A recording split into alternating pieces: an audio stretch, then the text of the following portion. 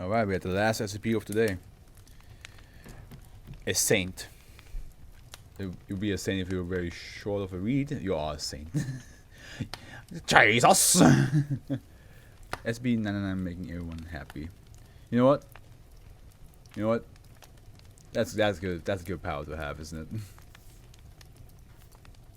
Everyone happy. You smell like the most delicious sweet thing. Hugging you just gives you just serotonin, and the depression is just gone. Nobody dislikes you because everybody around you just like it's like this is the one. You are the one, Henry. You're the one. I understand. Yeah, that would be a good power to have. Alright, safe. SCP-1389 is to be kept in a protective plexiglass case at all times when not undergoing testing.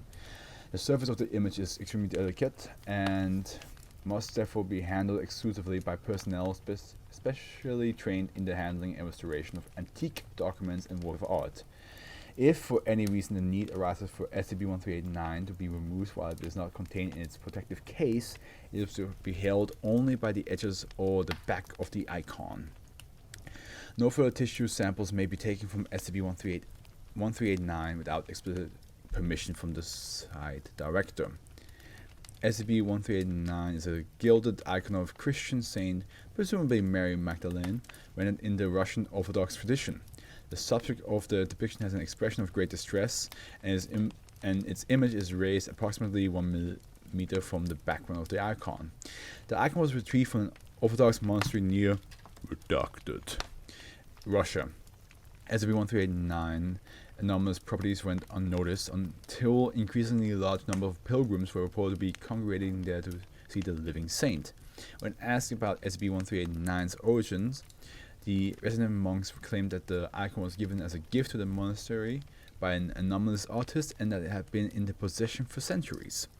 SCP-1389 has no abnormal visual attributes, but the figure it depicts is slightly warmer than standard facility temperature at 35 degrees Celsius. X-ray imaging reveals a complete human skeleton directly underneath the surface of the image, flattened and to scale with the figure's form. I see. This person here has body heat, a skeleton. Oof. I wonder if that's it, or if I assume they don't communicate, because that would be the first thing you would hear. It's like, hey, say something. Well, hello there. And you're like, okay, yeah. No painting is supposed to do that except in Harry Potter, so. No dissection have been carried out on SCP-1389 due to the possibility of destroying it, but CT scans indicate that a fully functional circulatory and nervous system exists underneath the paint, implying that it is a living organism. Neurological tests have proven that SCP-1389 has an emotional reaction when spoken to and is likely intelligent. Okay, so that they can feel... They probably will feel pain if you try to like poke them with like a knife. Development is underway on potential methods of for SCP-1389 to communicate, of course. Testimonies of SCP-1389. It was initially believed that SCP-1389 has no capacity for movement, but the figure has shown that it is capable of moving its eyes to follow an object. That's of course always creepy when the painting follows you with its eyes. An interface based on those utilized by victims of full-body paralysis has been installed in front of SCP-1389, consisting of a panel of Cyrillic letters and common Russian phrases that are activated when it makes eye contact with them. After demonstrating the device's functionality to it, SCP-1389 has proven to be capable of communicating with testing personnel through this interface, but it has thus far refused to respond directly to questioning. SCP-1389 statements can happen days apart from one another and are often only semi-coherent. The following transcriptions have been translated from the original Russian. Okay, on the 3rd 17th, which is 10:25 a.m. I was born of my mother's womb, not gobbled together by the clumsy hand of the artisan in this cage of wood and flesh. Now 11:54 a.m. I am undone. I have broken my vows. I am undone. 3rd 19th, 9:38 p.m. Those fools took a sinner to be their saint, and I obliged them. 4:18 to 18 a.m. They held me prisoner as an example to the others. They rang the thunderous church bells of praising God. Yet I often wonder which God it is they prayed to. And then I cannot get out. You are not my liberators. Alright. We finished the read of today. And here comes the list. So, just to make sure, this is not a list of which one is the best out of the SCPs. This is just a list of which one I personally really liked and enjoyed to the lesser liked and enjoyed. I enjoyed all of them, as I explained previously, and I'm pretty sure you guys are getting tired of me saying that. But yeah, no, I think they're all a good time. But Takeoff Turns, I liked Takeoff Turns because like I like the idea of this over like giant, almost like chess piece, who can talk to like be really polite towards you, but it also has like rules that you have to follow, which makes him like step or do something. But there's still that unhinged aspect of him that he can occasionally cause something that you did not expect. He might like jump in a certain direction you did not expect. He might create something you didn't expect, like out of nowhere. So it's crazy. It's like it's just I just liked the SCP itself because he was like such a polite being, but like, of course, SCP Foundation really have difficulties with like dealing with somebody who actually is polite but still has a lot of secrets. Because they're like, oh yeah, he works with us, but not fully. And that's what they hate them. I think they hate that more than an SCP that they have no idea from the beginning of how it works and it doesn't cooperate, because then they just go crazy with tests. But when the SCP actually cooperates with you, but still says like, I'm not gonna tell you all of it. I'm not gonna tell you everything about me. I think they dislike that more. Because they're like, you could tell us the information we need, but he's not going to. Giant Seagull Airlines, yeah. No, I think I really enjoyed the imagery of that one. The idea of this just people just hopping to a seagull flying away. That's pretty dope. It's like that's very like fantasy-esque. But then of course the horror of like all the passengers becoming birds themselves and then basically not existing as human ever again. Pretty creepy, but I just like the imagery of the giant seagull. You just hop into it and you just think it's a plane. Sentient ice cream van. I mean, we had an ice cream van before, as I mentioned, and it feels very similar to that one, except the difference is that it's a lot more sassy, which I enjoy that. Like, it's definitely a bit more of a troll. But now there's the aspect of like, whose hand is it that seems to be grabbing the paper? Is it the van itself that grows an appendage, or is it actually a person in the van that you just don't see, except when it takes the order? Who knows? There's a bit of a mystery. Cat's Cabinet. I mean, I think with Cat's Cabinet, it's definitely a very brutal image to have cats clawing at a cabinet for so long until the paws bleed. That is definitely like, that's a bit discomforting. But then like the fact that they hop into the cabinet, vanish, and then eventually a whole army of celestial cats come out basically, and they just want to like, we don't even know what they want. The only thing we know is that regular cats are attracted to them, which could be dangerous. Could be dangerous. One size fits all Subarus, yeah.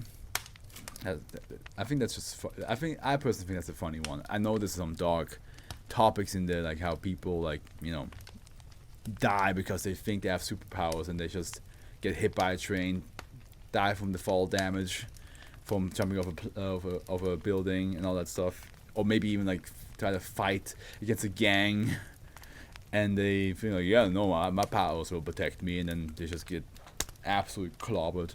But even though it has those little dark moments, I still think it's a little bit hilarious that you put the underwear on and you immediately think like, I can lift up mountains. The mistake ring.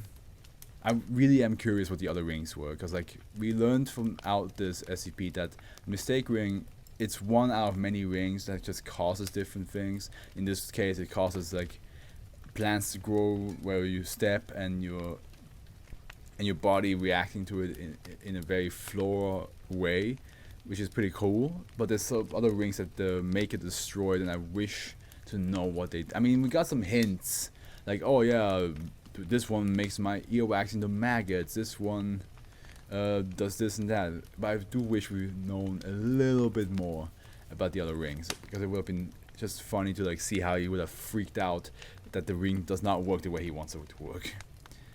Save our souls. That one. Honestly, I will remember that one for having for children eating people. and other things that were happening, like just people like apparently cannibalizing and assaulting each other while the plane was crashing, and then the boy on the water just like giving a signal for SOS, but then if you communicate with it, it occasionally says hunger, which shows that it will try to kill you to add to my collection. Is freaky. Yeah, it's just stuff like this one. A saint. Yeah, I mean, I think we can all agree that like the idea of a picture being able to follow you with its eyes is unnerving. But then finding out that that person that followed you with its eyes in the picture has a full human system, blood, bones, digestive systems, guts, all that stuff. I don't know, that just makes it a bit more creepy. And then of course now you also find out that they can talk, and that it definitely has some cryptic things to say about us. Room 16. Massive tragedy what happened to the children. It's very simple SCP. The room just teleports between two different locations when you put the switch on and off. But anything that's organic ceases to exist. Again, I think that's pretty brutal when that children probably went highly likely were in that room and then just ceased to exist. Partially functioning metaphorical torment chamber. That one was a bit of a back and forth. Like that one I will honestly say a bit confused about.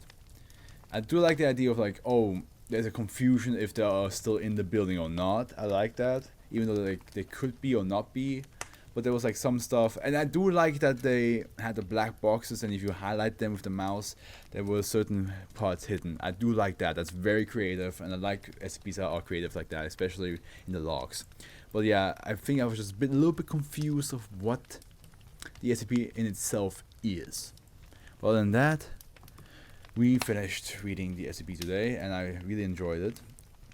Thank you so much for It's Your Mother and Furby guy for following me. I really appreciate it. I really hope that I was able to entertain you guys for a little bit.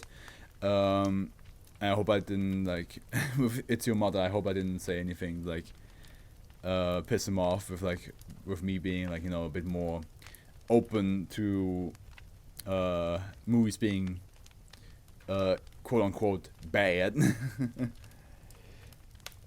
Because at the end, like I do like hearing what people have to say, or what people don't like or do like about a movie. Especially because, you know, as a filmmaker myself, it's good to know. And with Furby, I really appreciated the enthusiasm with like the with the SCP talk. I do like that. So I wish you all good morning, afternoon, evening. This Wednesday, we'll see if Lexi and I will stream. If not, I will just stream some random game, and Thursday, Friday will be Rain World, and then next Saturday I'll finish the 1300s with the 1390s. But yeah, other than that, again, wish you good morning, afternoon, evening. Once again, I thank you so much for the follows, and the F was with you.